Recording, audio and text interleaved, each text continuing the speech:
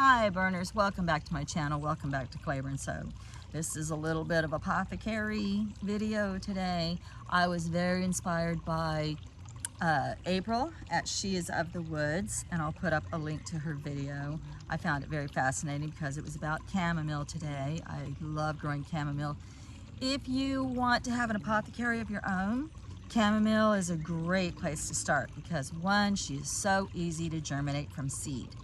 And she reseeds herself if she's given all the right conditions. And if you're not careful, she'll reseed herself all over your yard if she's given ideal conditions. But that's okay because she's a wonderful plant ally for your health to have in your yard so you can freely harvest. So today, and I want to thank Violet, my fairy that tends to the chamomile. So she's done a wonderful job today. Violet, she's done a wonderful job this season in growing me some chamomile, some big, beautiful, wonderful, yummy chamomile that I love to have in a tea, warm or cold, it's great. But like April was saying today, it's kind of hard to take the tea with you.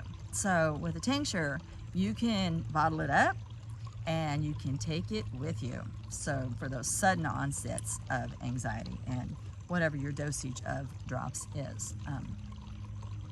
But it's good for IBS and menstrual cramps and digestive issues and sudden onsets of anxiety. Oh, all of that. So it is the calming plant ally. Definitely calms your body down. So like always, I'll just quickly go through. Normally you want to fill your product almost to the top, but not to the tippy top because you got to leave room for your alcohol.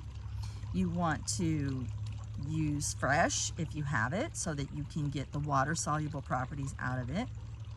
You want to use 100 proof vodka because let's say you use 80 proof, then it's my understanding that you're going to get 40% alcohol and 60% water with 80 proof.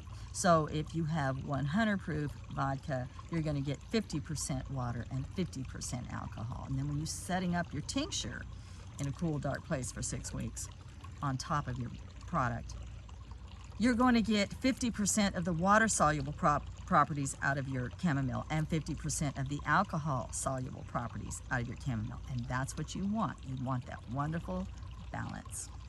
So also remember, if you to test your amount of vodka so that you don't get oxidation, when you put the lid on, the lid should come off wet.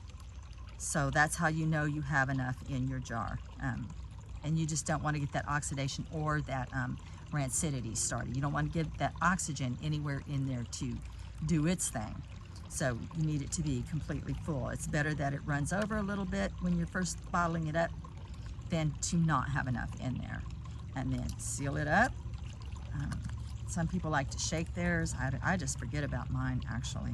But you make sure you label it so that you know it's a chamomile tincture. And I always put down where I got my chamomile. This came from my yard.